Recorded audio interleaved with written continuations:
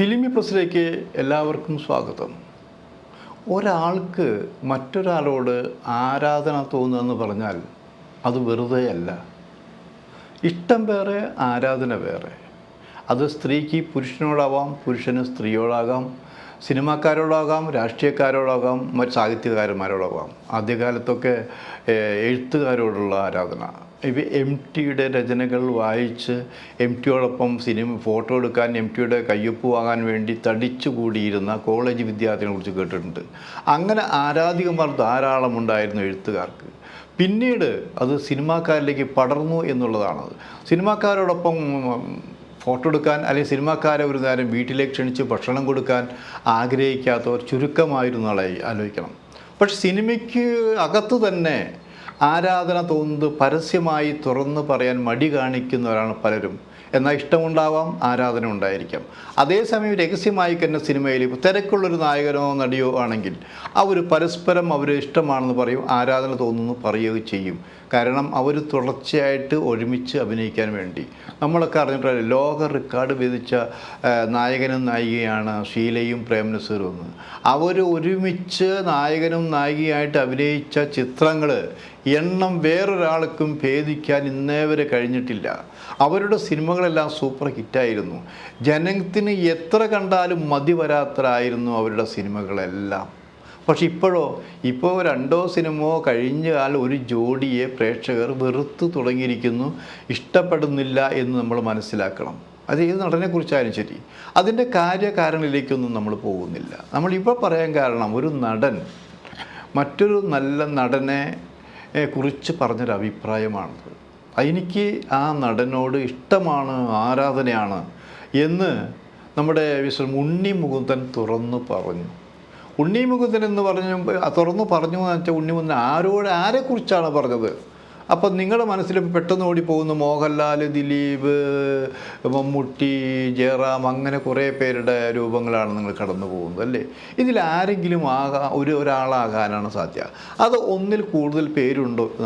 ഒന്നിൽ കൂടുതൽ പേരില്ല എന്ന് പറയാൻ കാരണം ഉണ്ണി മുകുന്ദൻ ഒരു നടനെയാണ് ഏറ്റവും കൂടുതൽ ഇഷ്ടപ്പെട്ടിരിക്കുന്നു, ഏറ്റവും കൂടുതൽ ആരാധന തോന്നി എന്ന് പറഞ്ഞിട്ടുള്ളത്. അത് മറ്റൊരു നടനുമല്ല, അത് മിസ്റ്റർ മമ്മൂട്ടിയെക്കുറിച്ച് തന്നെയാണ്.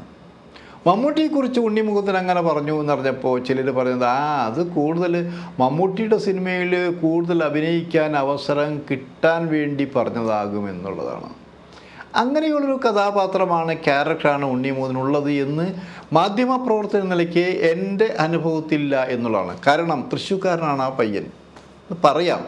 പക്ഷേ വളർന്നതൊക്കെ ഗുജറാത്തിലാണ്. വർഷങ്ങളോളം 10-20 വർഷങ്ങളോളം ഗുജറാത്തിൽ വളർന്നു. ആ ഗുജറാത്തിൻ്റെ സംസ്കാരവും ഗുജറാത്തിൻ്റെ ഭാഷയും നന്നായിട്ടറിയാം. അപ്പോഴും ആ വീട്ടിൽ മലയാളം മാത്രമായിരുന്നു നന്നായി സംസാരിപ്പിച്ചിരുന്നാലേക്കണം. അപ്പോൾ തൃശ്ശൂരിൻ്റെ, കേരളത്തിൻ്റെ വേരുകൾ നഷ്ടപ്പെടുത്താതെ ആണ് ഉണ്ണി മുകുന്ദൻ വളർന്ന് വന്നത്. തികച്ചും നമുക്ക് വന്നപ്പോൾ ഒരു വെജിറ്റേറിയൻ, കാണാൻ സുന്ദരനാണ്, നല്ല ശരീരമുണ്ട്, ഇതൊക്കെ ഉണ്ടെങ്കിലും ഒരു നല്ല മനസ്സിൻ്റെ ഉടമയായിരുന്നു ആ ചെറുപ്പക്കാരൻ. സിനിമയിലേക്ക് വരുമ്പോൾ സുന്ദരനായ ഒരു ചെറുപ്പക്കാരൻ മലയാള സിനിമയിൽ വന്നു എന്നത് കൊണ്ട് ആ ചെറുപ്പക്കാരന് ഗോഡ് ഫാദർ ഇല്ലാത്തത് കൊണ്ട് തന്നെ തുടക്കത്തിൽ കുറേ സിനിമകൾ നഷ്ടപ്പെട്ടു. മാത്രമല്ല ചെറിയ ചെറിയ സിനിമകളായിരുന്നു, പ്രാധാന്യമില്ലാത്ത സിനിമകളായിരുന്നു ആലോചിക്കണം. അപ്പോൾ പിന്നീട് ആ ചെറുപ്പക്കാരൻ ശ്രദ്ധിക്കപ്പെട്ടത് മല്ലു സിംഗ് എന്നുള്ള കഥാപാത്രത്തെ. നിങ്ങൾ ആ സിനിമ കണ്ടു കാണും. അതിൽ ഉടനീളം അതൊരു സൂപ്പർ ഹിറ്റ് സിനിമയായി മാറിയിരുന്നെങ്കിൽ തലവര തന്നെ മാറിപ്പോയേനെന്ന് ആലോചിക്കണം. അതിനുശേഷം പലപ്പോഴും ചോദിച്ചാറുണ്ട്, മോഹൻലാൽ എല്ലാവരും ഉണ്ട്, പക്ഷേ അയാൾക്കിഷ്ടം മമ്മൂട്ടിയുടെ അഭിനയമാണ്. മമ്മൂട്ടിയുടെ ആരാധകരാണ് തുറന്നു പറച്ചിൽ നടത്തിയത്. മമ്മൂട്ടി ഒന്നുകൂടി സിനിമയിൽ അഭിനയിച്ചിട്ടുണ്ട്, അത് ശരിയാ. എന്നാൽ പിന്നെ അങ്ങനെ വേണമെങ്കിൽ അങ്ങനെയല്ല, മമ്മൂട്ടി എല്ലാ സിനിമയിലും അഭിനയിപ്പിക്കാറുന്നില്ലേ? 2 സിനിമയിൽ അഭിനയിച്ചിട്ടുണ്ട്. അന്ന് മുതൽ തുടങ്ങിയതാണ് ഇയാൾക്ക് ഒരു അറ്റാക്ക്. മമ്മൂട്ടിയെക്കുറിച്ച് പറയുമ്പോൾ മോഹൻലാലിനെ മോശക്കാരാണോ? വേറെ നടന്മാർ മോശക്കാരാണോ? അപ്പോൾ അദ്ദേഹത്തിൻ്റെ മറുപടി ഇങ്ങനെയായിരുന്നു, ഞാൻ വേറെ ആളെ മോശപ്പെടുത്താനല്ല. നമ്മളൊരു സിനിമ കാണുമ്പോൾ 5-6 സിനിമ കാണുമ്പോൾ ആ ഒരു പർട്ടിക്കുലർ സിനിമ കാണുമ്പോൾ ആ സിനിമ ഇഷ്ടമാണ് എന്ന് തോന്നിയാൽ ആ സിനിമ ഇഷ്ടമാണ് എന്ന് പറയുമ്പോൾ മറ്റു സിനിമകൾ മോശമാണെന്ന് അർത്ഥമാകില്ല. എന്നെ സ്വാധീനിച്ചൊരു നടനാണ് മമ്മൂട്ടി. എന്നെ സ്വാധീനിച്ച മമ്മൂട്ടിയുടെ ചില കഥാപാത്രമുണ്ട്, ആ രീതിയിലേക്ക് ഞാൻ പറഞ്ഞുള്ളൂ. പക്ഷെ അന്ന് മുതൽ ഒറ്റപ്പെടുത്തലുകൾ വീണ്ടും തുടങ്ങി എന്നുള്ളതാണ്.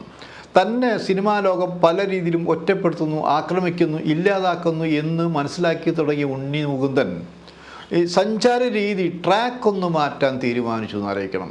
ഈ സത്യസന്ധത മുഴുവനും പ്രദർശിപ്പിക്കാതെ താനൊരു മണ്ടനാണെന്ന് ഭാവിച്ചുകൊണ്ടുള്ള പ്രവർത്തനമാണ് പിന്നീട് തുടങ്ങിയത്. അങ്ങനെയാണ് ചിന്തിച്ചത്, ഇവിടെ നിലനിൽക്കണമെങ്കിൽ സിനിമ പൊളിറ്റിക്സിനേക്കാൾ ഉപരി പൊളിറ്റിക്സ് ഉണ്ടാവേണ്ടിയിരിക്കും എന്നറിയണം. അത് പൊളിറ്റിക്സ് വേണമെങ്കിൽ അത് മറ്റുള്ളവർ പലരും ഭയക്കുന്നൊരു പൊളിറ്റിക്സ് സമീപനമായിരിക്കണം. അങ്ങനെയാണ് ഗുജറാത്തിൽ 10-20 വർഷം താമസിച്ച് പഠിച്ച ഉണ്ണി മുകുന്ദൻ അന്ന് അവിടെ മുഖ്യമന്ത്രിയായിരുന്ന ഇപ്പോഴത്തെ പ്രധാനമന്ത്രിയുടെ രാഷ്ട്രീയത്തിലേക്ക് പോകാൻ തീരുമാനിച്ചു എന്നാലോചിക്കണം. രാഷ്ട്രീയത്തിൽ വെറുതെ പോയതല്ല, ഉണ്ണി മുകുന്ദനും നമ്മുടെ പ്രധാനമന്ത്രിയും തമ്മിലുള്ള അടുപ്പമുണ്ടായിരുന്നു. അത് കഴിഞ്ഞ വർഷം പ്രധാനമന്ത്രി എറണാകുളത്ത് വന്നപ്പോഴുള്ള ആ രംഗങ്ങളെല്ലാം നമുക്ക് മനസ്സിലായി എന്നുള്ളത്. അപ്പം നല്ല കലാകാരന്മാരെ അവർക്ക് ആവശ്യമുണ്ട്, നല്ല കലാകാരന്മാരെ സ്വീകരിക്കുകയും ചെയ്യുന്നതിന് തെളിവായിരുന്നു അന്ന്. എന്നാലും പ്രത്യക്ഷത്തിൽ താൻ BJP-കാരാണെന്ന് പരസ്യമായി പറയുകയല്ല ചെയ്തത്. എനിക്ക് BJP-യോട് അനുഭാവമുണ്ട്, എനിക്ക് പ്രധാനമന്ത്രി ഇഷ്ടമാണ്, BJP നൽകുന്ന ഏത് ജോലിയും ഞാൻ സ്വീകരിക്കും, അതോടൊപ്പം ഞാൻ നല്ല സിനിമാ പ്രവർത്തകനായിരിക്കും എന്ന് പറഞ്ഞുകൊണ്ട് തന്നെ സ്വന്തമായൊരു നിർമ്മാണ കമ്പനി ഉണ്ടാക്കി സ്വന്തമായി സിനിമ സംവിധാനം ചെയ്യാൻ തീരുമാനിച്ചു. അങ്ങനെ സ്വന്തമായി നിർമ്മിച്ച സിനിമകളിൽ ഒന്നാണ് മാളികപ്പുറം എന്നാലോചിക്കണം. മാളികപ്പുറത്തിനൊരു പൊളിറ്റിക്സ് ശരിക്കും ഉണ്ടോ എന്ന് ചോദിച്ചാൽ പൊളിറ്റിക്സ് ഉണ്ട് എന്നാണ്. അത് ഭക്തിസാന്ദ്രമായൊരു സിനിമയാണോ എന്ന് വെച്ചാൽ ഭക്തിസാന്ദ്രമായ സിനിമയാണ്. ആ ഭക്തിയിൽ ഇടകലർന്നൊരു പൊളിറ്റിക്സ് ആ സിനിമയിലുണ്ടെന്നായിരിക്കും. വളരെ ബുദ്ധിപരമായി തന്ത്രപരമായിട്ടാണ് മാളികപ്പുറം ഉണ്ടായെന്നായിരിക്കും. മാളികപ്പുറം ഭയങ്കര ഹിറ്റായില്ലേ? ഹിറ്റായി എന്ന് പറയാൻ കാരണം മമ്മൂട്ടിയുടെയും മോഹൻലാലിൻ്റെയും ദിലീപിൻ്റെയും ജയറാമിൻ്റെയും പൃഥ്വിരാജിൻ്റെയും അടക്കമുള്ള സിനിമകൾ ഇവിടെ ഉള്ളപ്പോൾ ഇവിടെ ഏറ്റവും കൂടുതൽ ഓടിയ സിനിമകളിൽ ഒന്നാണ് മാളികപ്പുറം എന്ന് പറയാൻ കാരണം. ഞാനിത് വളരെ വ്യക്തമായി പറയാൻ കാരണം സംസ്ഥാന ഗവൺമെൻറ്റിൻ്റെ സാംസ്കാരിക ക്ഷേമനിധി ബോർഡുണ്ടെന്ന് അറിയിക്കണം. ആ സാംസ്കാരിക ക്ഷേമനിധിയുടെ ബോർഡിൻ്റെ പെൻഷൻ കൊടുത്തിരുന്നത് തിയേറ്ററുകളിൽ നിന്നുള്ള വരുമാനം കൊണ്ടാണ്. മുൻപ് ഒരു കുഴപ്പവും ഉണ്ടായില്ല. ഒരു 1-2 സിനിമ വമ്പർ ഹിറ്റായി കഴിഞ്ഞാൽ ഒരു ബുദ്ധിമുട്ടുണ്ടായില്ല.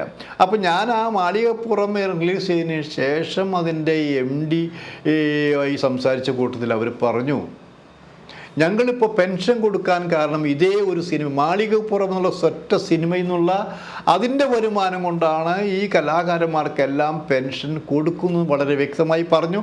ഞങ്ങൾ അന്നത് പറയുകയും ചെയ്യുന്നതായിരിക്കണം. അപ്പോൾ അങ്ങനെ കലാകാരന്മാർക്ക് കൂടി പെൻഷൻ കൊടുക്കാൻ സഹായമായൊരു സിനിമയുണ്ടാക്കാൻ ഉണ്ണി മുകുന്ദൻ അന്ന് കഴിഞ്ഞു എന്നാലോചിക്കണം. പിന്നീട് ഉണ്ണി മുകുന്ദൻ തിരിഞ്ഞു നോക്കേണ്ടി വന്നിട്ടില്ല. ഉണ്ണി മുകുന്ദന് കുറേ സിനിമകളുടെ ഭാഗമാകുന്നു, സജീവമാകുന്നു, ഇതാ സംവിധാന രംഗത്തെ കൂടി തിരിയാൻ പോകുന്നു എന്നാണ് പറഞ്ഞു കേൾക്കുന്നത്. അപ്പോൾ ആ അടുപ്പമുള്ളവർ പറഞ്ഞു, അരുത് ഉണ്ണി, ഇപ്പോൾ സംവിധാന രംഗത്തേക്ക് പോകരുത്, കാരണം മലയാള സിനിമയുടെ രീതി അനുസരിച്ച് നിങ്ങൾ നടനാവുക, നിർമ്മാതായിക്കോളൂ, തൽക്കാലം സംവിധാനം ചെയ്യരുത് എന്നാണ് പറഞ്ഞിട്ടുള്ളത്. അപ്പോൾ ഉണ്ണി പറഞ്ഞത് എങ്ങനെയാണത്? ഞാൻ വലിയ മോഹമൊന്നും എനിക്കുണ്ടായിട്ടില്ല, ചെറിയ മോഹവുമായി വന്നു, കുറേ നല്ല കാര്യങ്ങൾ ചെയ്യണം. ആ നല്ല കാര്യം ചെയ്യുന്ന കൂട്ടത്തിൽ എനിക്ക് അഭിനയം കുറഞ്ഞാലും സിനിമ എണ്ണം കുറഞ്ഞാലും ഒരു ഒറ്റ സിനിമ സംവിധാനം കൊണ്ട് എനിക്ക് എന്തെങ്കിലും പ്രത്യേകതകൾ കൊടുക്കാൻ കഴിഞ്ഞാൽ ഫിലിം ബൈ ഉണ്ണി മുകുന്ദനെ എഴുന്ന് കാണിക്കുമ്പോൾ അത് കുറേ വർഷങ്ങളോളം അത് ചർച്ച ചെയ്യപ്പെടുമെങ്കിൽ അങ്ങനെ ഒരു സിനിമ ചെയ്തുകൊണ്ട് ഞാൻ എൻ്റെ സിനിമാ ജീവിതം അവസാനിപ്പിക്കാനും തയ്യാറാണ് എന്നാണ് അതായത് നിഷ്കളങ്കനായ ഉണ്ണി മുകുന്ദൻ പറഞ്ഞത്.